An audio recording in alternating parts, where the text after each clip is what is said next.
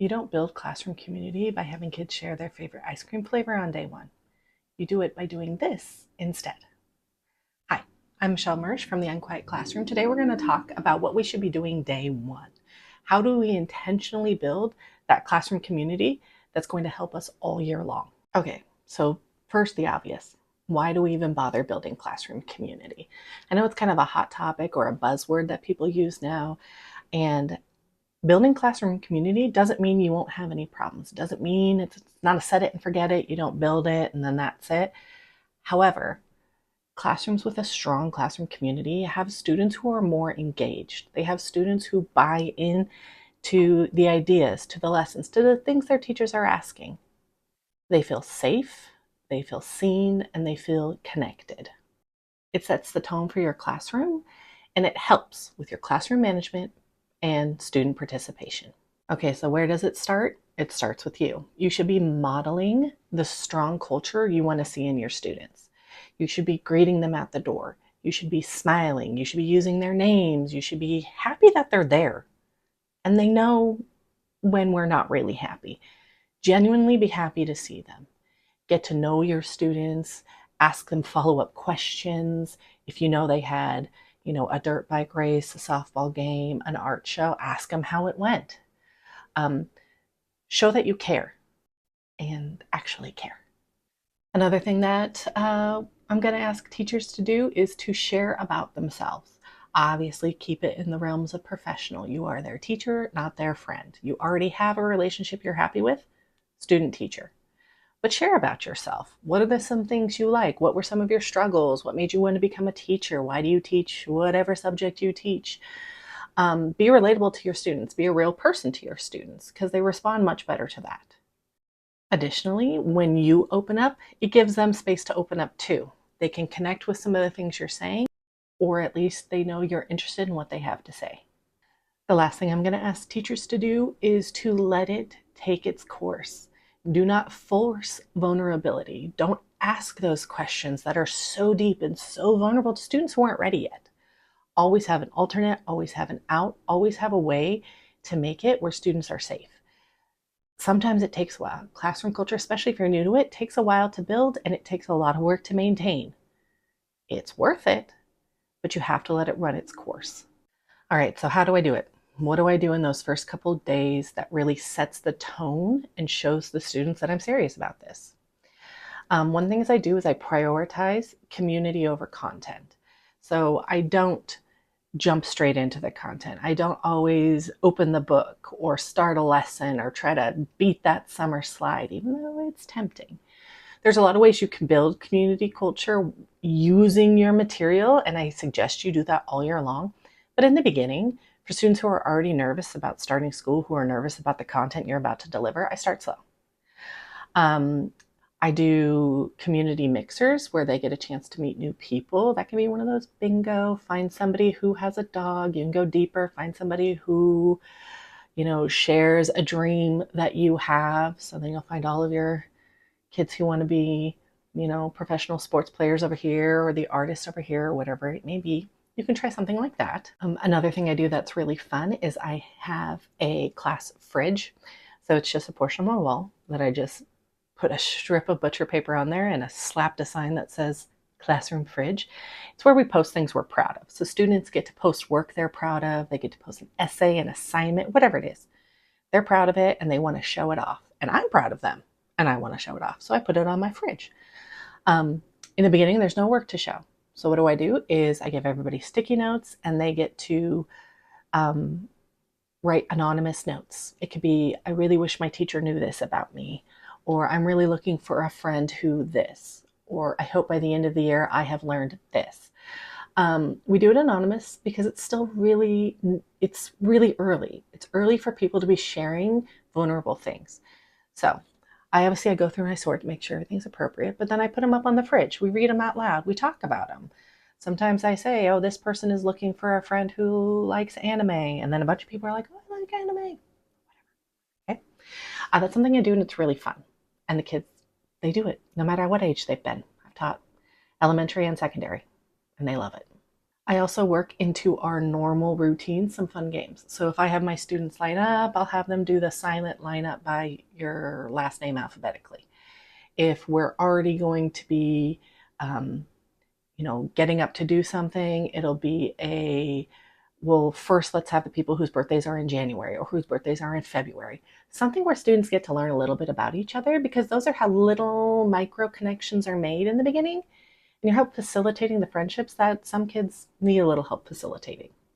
In the beginning, I also try really hard to make sure that I have my openers and my exit tickets set, that it's not the thing that falls to the wayside when I don't have enough time to prep. I use it. I use it as information for me. I ask students questions about, what was something that was really difficult today? What was something that was great today? What is something that's made you smile? Who is a really good friend? What do you wish you knew? Um, that's great information for me, and it helps me choose intentionally the kinds of questions and community builders we do throughout the year. Lastly, something else I do right in that beginning precious few first days is we make social contracts.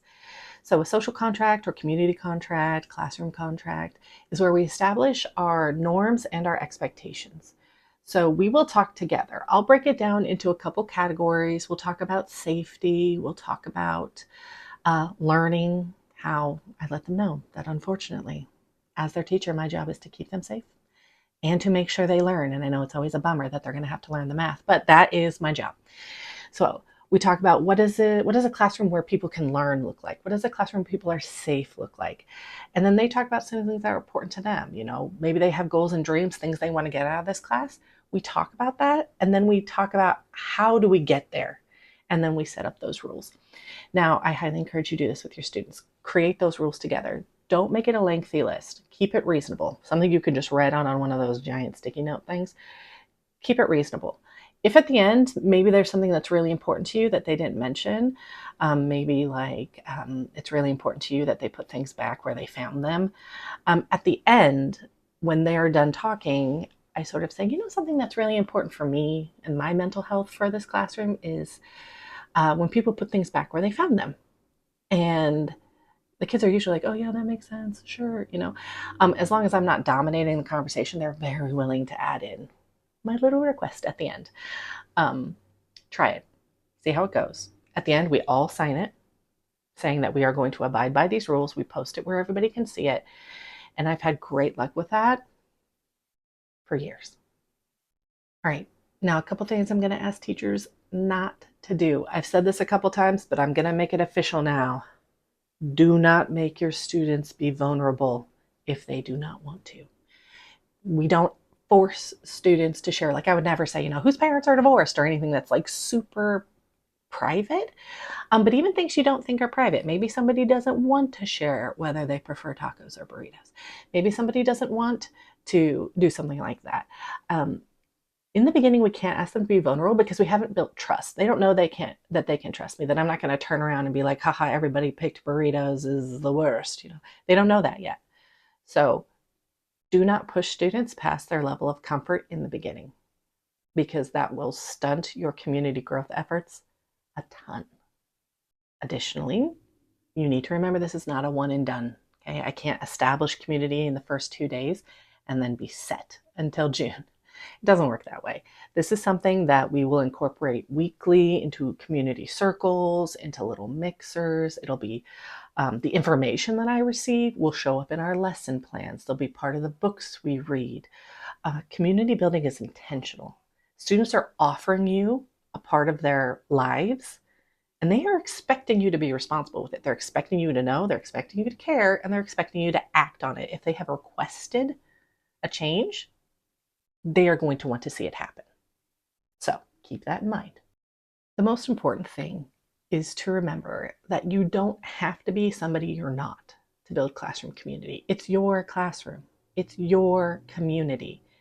It will be very much in your style and your personality. I have never met a teacher, not the strictest of math teachers to the most, open door policy English teacher. I haven't met one who wasn't able to establish a meaningful classroom community that their students loved. Make it yours. Make it sustainable. Make it something you can do every day. If you cannot have the kids up and roaming around because it's just not your style. If you can't have those big full body games, don't do it. Do the things you can do. Okay, incorporate questions, have Socratic seminars, ask those, play those games where students get to think and maybe not physically move if that's what you need. Make it authentic to you, and the students will buy in. I promise. Now, there are a ton of games you can look up online on how to build community. My recommendation is have 5 and then do which one feels right in the moment. I go for very low prep. If it takes more than a marker and a sticky note, I'm not doing it. Very low prep, but high reward. If you're looking for a this or that game you can play with your students, I have one linked in the description below. You can go to my store and grab that. But find something that works for you because that's who you are. Lastly, be consistent. Listen more than you talk and let the students join you in this beautiful year of classroom community that you're building. I'm Michelle Murch from the Unquiet Classroom. Go ahead and like and subscribe to my channel so you can get more tips on how to grow community, find your teaching style, and have a wonderful year.